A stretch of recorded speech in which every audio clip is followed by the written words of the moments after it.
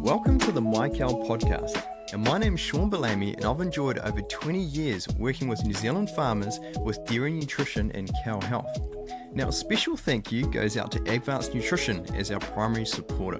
The focus of this podcast is to be a vehicle for delivering relevant insights to dairy farmers and ag professionals, all to help drive cow efficiency and farm business profitability, because stronger businesses are more sustainable and help to build stronger communities. Welcome everyone to the Microbial podcast. Thanks for jumping in. So this is a tips and tricks podcast today. So you're just going to be hearing from me around nutrition. And this is part one of a two-part series on cow appetite, or how we use data to measure and drive appetite in our cows. Because we're getting to or past peak milk into mating now, and the more grass we can get into our cows, the more we can drive milk production and cow performance and profitability. So now I do have some visuals in this podcast. So if you jump on Spotify or YouTube, you will see the visual element. So if you want a little bit more detail, feel free to grab onto it there. All right, today we're going to cover off three main areas. So we're going to talk about how the cow controls appetite, some of the meaningful data that we are collecting or can collect on farm and from our cows, and also we're going to finish off by talking about some of the practicals around how we drive cow appetite. Now, I didn't mention before, but part two of this podcast is going to be me talking about some of the practical data and examples that I'm working with on farms. All right, so what is appetite? Appetite is obviously hunger versus satiety, so the feeling of being hungry or the feeling of being full. So what basically are we trying to tell our cows with how we manage them? Because how much we feed them, the quality of the feed and how we manage those cows actually influences what the cow tells herself about her environment, and that directly affects appetite. So just a little teaser for the rest of the podcast. The better quality food we get into our cows and the greater quantity of food we get into our cows, the more she tells herself that her environment is rich, it is full of food, and she can actually continue to eat more and produce more milk. So I'm going to explain that in a lot more detail as we go on. So this is a little bit of an overview diagram. So she eats her pasture and forage, which heads into the rumen. The rumen microbes then break open that feed and release all the feed metabolites, so the energy, protein, amino acids, and that all goes into the liver, and the liver basically burns that or converts it into glucose and a whole lot of other metabolites that the cow can then produce milk from, and also it can put into cow condition or body maintenance, and that is via the hormone insulin. And then from there is a feedback loop that is the production of glucocorticoids or corticoids in the cows, which are hormones that basically tell the cow to eat more. So this is like a weighted wheel that we wind up. If we put a lot of energy into it and we wind that wheel up really hard, it keeps going and it actually gathers momentum as we wind it. And if we let it go, it will keep winding for quite a wee while because we've actually created a whole lot of momentum. So appetite in the cow is very similar. So the more energy, the better quality feed we get into, and also more quantity winds that wheel up because of these glucocorticoids that are signaled to the cow, telling her that her environment is rich, there's lots of good quality food and there's heaps of it, I can eat more and produce more, and away we go. We wind up the wheel. All right, just take a little pause there. I'm really happy with that.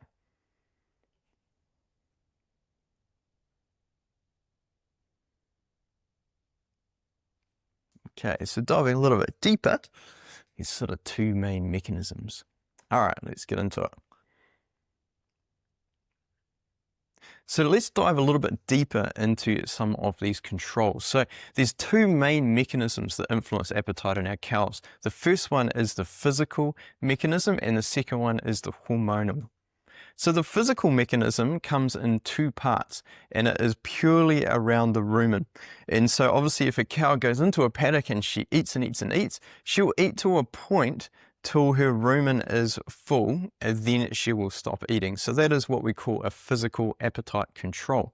So there is two main elements to the physical control of appetite in the cow. That is rumen stretch. So once there's a certain amount in the rumen, a physical amount, then there's stretch receptors around the outside of the rumen. So once those receptors are triggered, that stops the cow from eating it. It basically gives her a feeling of being full, or a satiety feeling, sorry. And then the second trigger is rumen weight. Now, Mike Allen did some amazing work on this, where he put little lead cylinders inside the rumen to weigh it down. And if he put enough weight in the rumen, he could actually stop the cow from eating. So there's receptors or triggers at the top of the cow that as you fill her up, that weighs the rumen, and that stops her from eating. And then there's also stretch receptors as well. Now, the weight receptors are particularly important when we're giving a very low dry matter diet, so high water, because water is quite heavy. And so if we're feeding the cow lots of water, or food that's full of water, that will actually stop or slow down her appetite. And we're going to talk more about that as we go on in the podcast. So the key practical elements around physical controls are the amount of fiber, or NDF, in the pasture. So obviously the higher the fiber, the higher the bulk, and so that will fill the rumen. The second element is dry matter, which I talked a bit about before. So if you have very low dry matter feed, high water volume in your feed, then that is going to weigh down the rumen, and it's going to cause rumen fill. And that is also going to affect the density of the feed, which we'll talk more about soon. Rumen performance and flow rate. So how full the rumen is and how well balanced it is, it basically affects the performance of the rumen. And the amount of NDF versus water in the rumen affects the flow rate. So if we have very high flow rate, we actually have higher hunger and appetite in the cows. If we have too much NDF in the diet and that flow rate slows right down, then that can actually reduce appetite. So there is a sweet spot, because we want the feed in the rumen long enough so that the rumen microbes can fully release the nutrients out of the feed, or they get a really good go at it. If flow rate is very fast, then that feed is coming into the rumen and leaving the rumen too quickly before the rumen microbes can actually release the nutrient from it. So we want this sort of sweet spot between enough NDF so we get really good rumen function, rumen performance, but we want pretty good flow rate so that we're driving cow appetite. The other two controls in the cow are infection. So if we have high inflammation going on, that stresses the rumen. Then also physical stress on the cow, whether it's heat stress, walking, cow behavior stress, where cows are interacting in a negative way, being switched from one group to the other, that can all upset the physical control or physical performance of the rumen. Now, the second mechanism is the hormonal appetite control, and this all ties back to the liver. And so first we have our metabolites coming from the rumen. So we have our energy and protein that's heading into the liver. The liver then converts these into glucose and a whole lot of other metabolites. But glucogenesis actually triggers the release of these glucocorticoids and insulin from the adrenal cortex. And so, like I said before about winding up the wheel, this is a really key part of the whole process. I like to think of the liver as almost like the fire in your house. You get the fire going in the late afternoon when it's starting to cool down a bit, but it's not running very efficiently because there's not a lot of heat in the box. So sometimes you'll put some smaller bits of wood in there, a bit of pine or whatever, to get the fire going. Now, this is similar to what happens in the liver. If we don't have the liver running very hot, it's not running very efficiently. But if we increase the quality of energy and quantity of energy and protein going into the liver, then what it does is it starts cranking that fire up. It gets that liver running more efficiently. And so per kilo of dry matter that's going into the cow, we actually start getting more milk per kilo because we're running a hotter, more efficient liver. And it's all about the way it's converting these metabolites. And as it does that, it releases these glucocorticoids and insulin, and these corticoids drive milk production, and insulin feeds back into the liver and tells the liver that we can start partitioning some energy and nutrient into body condition so that we're both producing really good milk, but we're also looking after our cows. Now, the practical hormonal controls are energy density. Energy density is probably one of your key factors to really getting that liver running hot and getting it running efficiently. The second part to energy is the type of energy and the balance of energy. So I'm going to talk more about that as we go on, but we look at soluble sugar, starch, fiber-bound carbohydrates, and how they all work together in the rumen has a big impact on what happens in the liver and how efficiently that liver operates.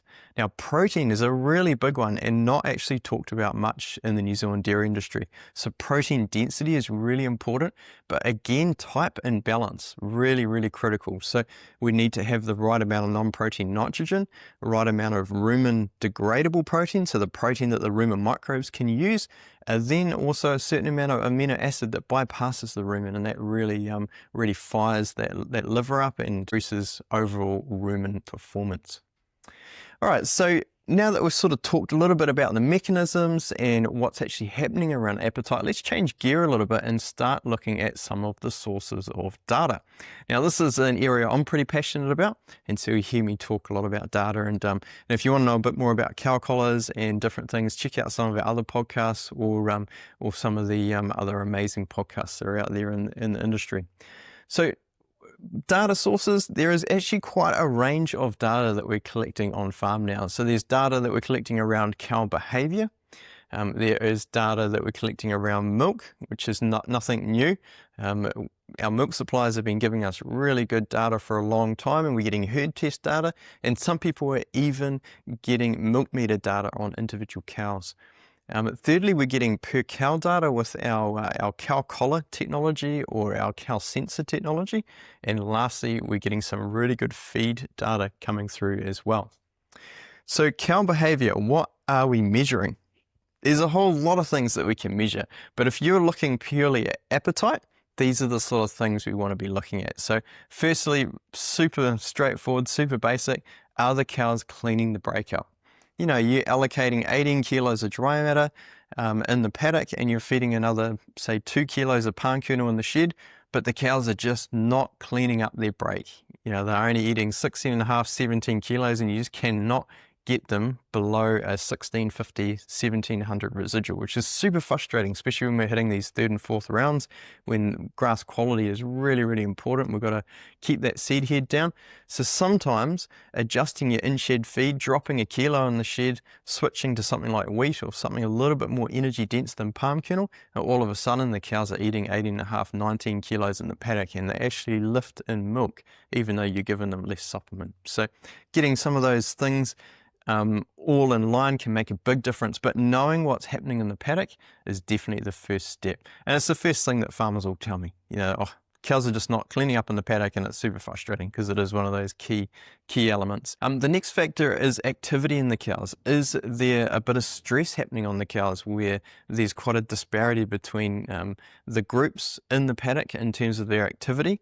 The next thing we look at is water intake and access. So do we have a really good access to water, and is there consistent water intakes right across the group? Because the more water the cows drink, the more feed they will eat. There's really good research that backs that up. The next thing to look at is cow manure. Is it consistent right across the paddock? If it's inconsistent, is some of the manure firm and really well shaped, or is some of it very loose? Some of it's bubbly, different colors, you know, not wildly different colors, but some manure might be a little bit browner, some manure might be a little bit greener. Just looking for any of those inconsistencies, because they will translate into appetite. The last one is rumen fill. Now, this is probably one of the key things I look at when I'm out in the paddock. So I want to be looking at the left side of the cow. There's a little triangle just below the top line of the cow towards the back end, just in front of the rump. So if you jump onto Google and Google paralumbar fossa, so this triangular cavity gives us a really good idea of how full the cows are. Now, we don't just want to see them full, we want to see them consistently full. Now again, if you have a look at the paralumbar fossa cavity on YouTube or Google, there is a scoring system of 1 to 5. Now in our freshly calved cows, we want them around a 2.5 to 3 score. So they're not going to have really full rumens at that stage because they're still recovering post-calving. But once they're 2 weeks calved, we really want them up to that 3.5 to 4 score. So they have a nice full rumen and functioning really well. The second piece of data is our milk data, which you'll be reasonably familiar with, and this is what I'm going to pull apart in a lot more detail in part 2. I've had a few people come back to me after listening to the podcast and saying we want more information around our milk data, and so that's what I'm going to really try and focus on in these next tips and tricks nutritional podcasts. So the first thing I look at is protein percentage in the milk. Now, protein percentage gives us a really good idea of energy density of the diet. Now, I know it seems a little bit counterintuitive that we're looking at protein, but now you're talking about energy. But basically, if we drive the quality of energy in the cow, that actually translates into higher protein percentage in the milk. This is why it's so important to watch protein percentage as we're going through the reproduction period, because it's giving us a good idea of how much energy we're getting into our cows. Because to hold our cows in calf, we really need a good, consistent flow of energy coming through. So again, protein percentage in the milk, it translates into energy density in the diet. There is also an element of quality protein in the rumen and the supply of amino acids, but we'll talk more about that on another day. The second one is fat percentage. So fat percentage gives us a really good idea of how stable the rumen is, so how well the rumen microbes are performing or how happy they are. So I'm going to talk more about this as we go further into the podcast, but the idea of having good, stable fat in the milk basically is telling us that we have a rumen that's performing well and is running at a high capacity. So lactose percentage is not commonly talked much about in the industry, but it is being used more and more, which is really exciting. And what lactose percentage tells us is how much sugar is going through the cow. So how efficiently is that liver taking our energy and converting it into sugars? And that glucose, as I showed you in the diagram before, drives milk production. So if you start seeing your lactose percentage dropping, that is a very strong indicator that the energy density of the diet is going backwards and that cow is going to start producing less milk.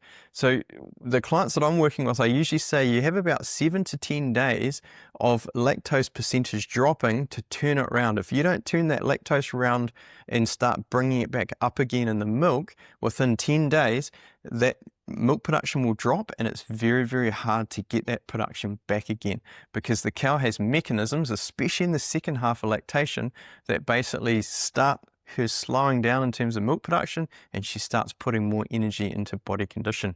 So, we want to feed the cow really well. We want to maintain really good condition, but we want to maintain her efficient milk production performance. And so how we do that is we watch lactose percentage really closely, and then we relate that back to what we're doing with the feed and how that translates into protein and fat percentage. So the fourth one is milk urea. Now, milk urea is the amount of nitrogen that's come into the rumen that the rumen microbes have not been able to utilize. Now, what happens when a protein enters the rumen? The microbes convert that protein, and the nitrogen part of that protein they convert into ammonia. And that ammonia gets used by the rumen microbes alongside energy to reproduce like crazy and build microbial protein, which is really important, and also build the digestion grunt in the rumen so that we're getting more energy metabolites released from the feed. But if our milk urea is high, then that means that there is excess ammonia getting passed out of the rumen, not utilized, into the liver, and then that liver converts it into urea, and that urea then goes out into the blood and into the milk. And if we have very low milk urea, then that can mean that there is a lack of protein or lack of nitrogen coming into the rumen, and so those microbes are actually basically falling a little bit short in terms of the amount of ammonia that is available. Now, how that translates into appetite is that If your milk urea is low, that can often translate into a lower cow appetite. So if we bring that milk urea up, sometimes, not always, but often that can actually help to drive appetite in the cows, particularly good quality protein. And we will discuss this in the practical part 2 of the podcast, because it really needs to be overlaid onto practical. This is what we fed and this is what we saw. But if you're looking at milk urea percentage, it's really important that you're within the right range. And that range is somewhere around 20 to 30 milk urea, depending on your cow size, breed, and milk production. Now, the last milk indicator is our somatic cells. Now, somatic cells really give us an indication of how much potential inflammation and infection is happening in the cows, and that also has a big impact on appetite, which I'm going to talk more about soon. But basically, when the cow's immune system is up, there is a lot of energy that she is wasting or using to fight those infections that is not going into milk or cow condition. Now, the third bit of data we're collecting is cow sensor or cow collar technology data. So we're collecting eating minutes, rumination minutes, water intakes, rumen pH, and we're also starting to get some walkover weighing data, which is really cool. Now, there is other data out there, but these 5 data points are really what we're looking at around appetite. So obviously eating minutes is a bit of an easy one. If the eating minutes is going up, that is indicating that the cow is spending more time eating. Now, that does not necessarily mean that she has a higher appetite. If you are pinching your cows, so you're underfeeding them a bit, so let's say they should be getting offered 20 to 21 kilos of dry matter, and you're only offering them 18 to 19, and they're absolutely decking those paddocks, they're getting them down to sort of 1450 residual, then your eating minutes are going to go up, because those cows are working hard to get the dry matter that they need. So if your eating minutes are high, does not always mean that your appetite is really high, and you will find that if you underfeed your cows consistently, your appetite will actually start to drop. Now, rumination used alongside eating minutes is much more useful. So if your eating minutes are going up, but your rumination is going down, then that indicates that you're underfeeding your cows. But if your rumination is going up or staying really stable and your eating minutes are going up, then you're winning. That is a really good thing, especially if your milk production is going up with it, because that tells you that you're getting good rumen fill, so you're getting good bulk in the rumen, and the cow's appetite is increasing or is high. So we're going to talk more about that in part 2 again, because it is very practical, but that is roughly how we relate those two numbers together. Now, water intakes, as I said before, there's only the bolus technology that measures water intakes as far as I know, but that is a very useful measure, because there's very good science that relates water intake back to dry matter intake and appetite. Rumen pH is a really good indicator of rumen stability. It's not commonly measured, but again, the rumen bolus can measure rumen pH, which is very useful, especially if you have high production cows and you're pushing a good amount of feed into those cows, so you have a lot of control over the diet. Rumen pH can give you some really good feedback around what you might be doing well or what you may not be doing well, and what changes you need to make. And lastly, with the walkover weighing, that gives us a really good idea of whether the cows are gaining condition or they're losing condition. So that doesn't always relate directly back to appetite, but if we're driving appetite and milk production is going in the right direction and the cows are holding condition or increasing condition, then that is a real win, and that's exactly where we want to be, especially at this time of the year as we're going through mating. So the last bit of data that we collect is around the feed, and potentially one of the most important, but again, we're using all this data together to give us a complete picture of what's happening. So with the feed, we are looking at energy density and the balance of the feed itself. So we can do that via herbage testing, but also via what we're seeing in other data points as well. And so pre-grazing, post-grazing residuals, really, really important. Looking at the overall quality of the diet, especially palatability is really, really key. So if the cow's appetite is increasing on certain feeds because it's more palatable, that is a key part of what we're measuring or what we're looking for in the feed. And so when appetite is likely to be lower, that's when we want to give the cows our best quality feed that has the highest palatability.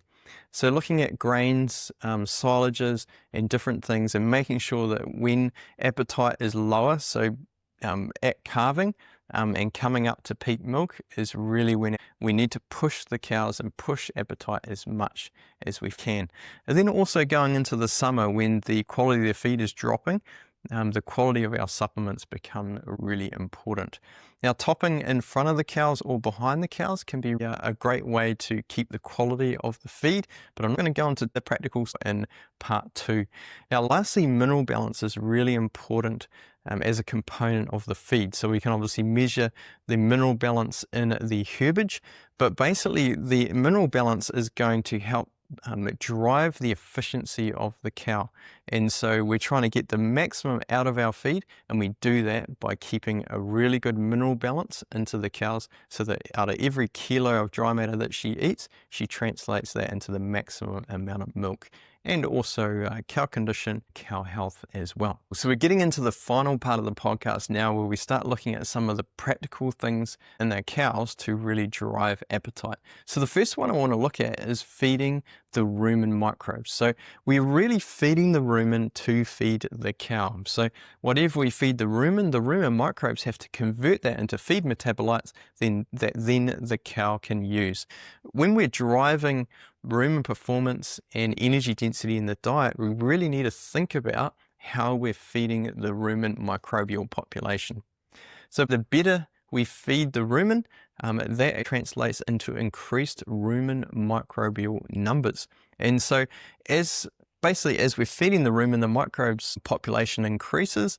Then once the cow's full and she goes through that digestion process, the microbe numbers drop with it, and they are sent through the cow and digested as microbial protein. So the better we can feed the cow in terms of energy and build those microbial numbers, the better that's going to translate into energy and protein metabolites that really drive appetite in the cow. So the best example of how this looks like in the field is if we're going into slightly higher covers, so it might be 3,000, 3,100 because the grass is taken off and the NDF level is a little bit higher in the feed. Now if we bring in a really high quality supplement like wheat or maize grain, that will help increase the rumen's ability to actually break down that higher fiber grass and release more of the feed metabolite from it. And so that's because that high energy concentrate, so that maize grain or wheat or whatever else, has increased or helped to increase the number of microbes in the rumen. Now, sometimes it's not just a high quality starch, having a high quality protein or other bits and pieces in there as well is really critical. But that is just one example of how if we increase the number of rumen microbes by feeding the rumen better, that increases the amount of grunt, so it increases the army or the microbial workforce inside the rumen, which means we can better digest the feed and get more metabolite or nutrient from that feed. So the way we do that is we look at the overall diet, we look at the herbage test, we look at the energy, we want to look at the balance of soluble sugar to starch to fiber-bound carbohydrates. So those are the three main energy compounds in the feed. And then we want to have a look at our protein fraction. So not just looking at crude protein, but we want to look at the amount of nitrogen versus the amount of rumen degradable protein versus the amount of bypass protein. So just increasing your DDG to try and get a little bit more protein into the diet is not necessarily going to translate into better cow performance, because DDG is very high in bypass protein and not very high in rumen degradable protein. So knowing what's in your feed and how it actually feeds the rumen microbes is a really key part of driving appetite in the cow. Now the last thing is looking at fiber levels. So feeding a bit of straw or a bit of hay can be really useful, but sometimes it can actually slow things down because energy density is the problem. So that's why looking at your milk data, looking at your cow sensor data, and then also looking at your feed data all together is really important, because if you have very high rumen flow rates, and so you're seeing a lot of nutrient go straight through the cow and fire out the back end, then getting some fiber in there and slowing that process down somewhat can be super useful. But slowing it down, then you still got to make sure the rumen is well fed, so that just by slowing it down, and not increasing the rumen microbial population, you're not going to buy yourself anything. You're actually just going to cost yourself performance. So you need to get that fiber level in the right balance so you can slow rumen passage rate down, but you also need to increase how well you're feeding the rumen so that you've got a big workforce to break down that fiber so you can maximize how well you're converting that feed into milk. Now, sorry, this is all very complicated, but when we start looking at some of the practical on-farm examples, this will make a lot more sense. Now, the second one we want to look at is the rumen environment itself. Now, the rumen environment is a complicated, tricky ecosystem because it needs to be fed really good quality feed so that, again, we can grow the microbial workforce or microbial army, but we also want a stable, friendly environment where the microbes can actually do what they need to do. So they're not coming under stress, they're not being limited. So it's like heading out first thing in the morning, going to get the cows in, and you've got some nice warm gloves and a nice warm jacket. Yeah, you can move around the paddock and do what you need to do pretty efficiently. But if you're underdressed and you're cold and you're sore, you're going to work slow and you're not going to be thinking clearly. The rumen environment is very much the same. If we create a really good friendly environment for the microbes, then they're just going to work so much more efficiently. So the first part of that is fiber, or NDF. And so there's a few different fractions we can look at here, and we can measure these using herbage tests, but we can also translate this back to our cow sensor data and also our milk data as well, namely our fat percentage in the milk. As I was saying before, if you're seeing your fat percentage go up and down a lot, then that is indicating that there is some inconsistency in terms of rumen performance. And so if you can flatten out that fat percentage by adjusting some of the things in the feed, then that will translate into better milk production performance. So more milk from less kilos of dry matter. So there's four main areas we want to look at NDF. We want to have a look at the chemical NDF fraction, which is measured in our herbage. And then we want to have a look at the effective NDF. So do we have very high NDF and ADF from our palm kernel, but that's actually not translating into effective NDF, so it's not stimulating rumination in the cow. Then lastly, we want to have a look at the digestibility of that NDF, and this can all be measured in our herbage test. And pulling all that together alongside your cow sensor and also your milk data can be a great way of getting a much better picture of what's happening in the cow. Now, the next thing is pH stability. So again, this comes back to fiber percentage in the feed, but basically when the feed goes into the rumen, the microbes start digesting it, they release a whole lot of acids called volatile fatty acids. And so these acids actually drop the pH in the rumen. But as the cow starts to ruminate, she produces sodium bicarb in her saliva. If we have really good rumination, then we're going to have really good buffering and we're going to have good pH stability. If you're seeing rumination go down, eating minutes go up, and your fat percentage in the milk is going up, then I would say you're underfeeding the cows. But if rumination is going down and fat percentage in the milk is up and down or trending downwards, then I'd say you have an issue with pH stability. So that can be lack of fiber, too much soluble sugar going through the cows, or it can be related to a bit too much grain and it's overheating the diet a bit. So it's quite a few different factors in there which we'll pull apart in more detail. So things to think about around pH stability is looking at obviously increasing the fiber that's going into the diet.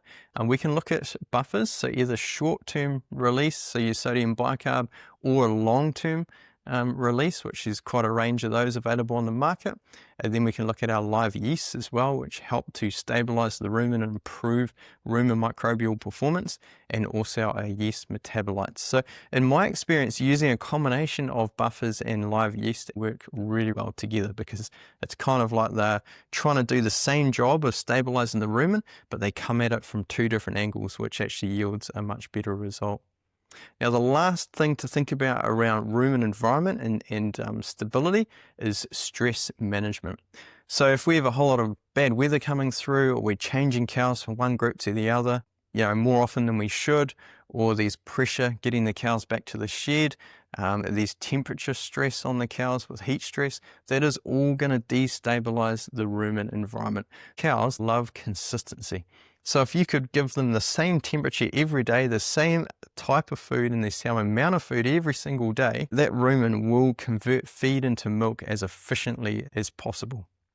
But the more variables we throw at the cows around temperature, situation, change, behavior, whatever else it might be, that creates inconsistency, which stresses the cow and costs you milk production performance. So the more stable, the more consistent you can do everything on farm with the cow, the less stress is going to be on the cow and the better she's going to perform. So alongside behavioral management and environmental stresses on the cow, we have cow health stress. So if our cow's immune system is triggered, then that's causing inflammation, which is actually using up valuable glucose and amino acids in the cow, and that is going to cost us milk production, and it's also going to cost us cow condition. So if we can keep the cow as healthy as possible and reduce the stress on the cow from the immune system, then that's going to translate into much better cow performance. And basically, if there's any stress that comes on the cow, then that actually reduces the amount of energy that is available. And so what that does is it cools the liver, or it slows down the wheel that we've been trying to wind up by feeding the cow really good quality, wasting energy because of inflammation and immune system function. That basically slows down cow appetite, which is not ideal. So if we can keep our cows as healthy as possible and support them really well, so there's the least amount of stress as possible, especially on those younger cows, those first and second lactation cows, then that is going to help keep that appetite up.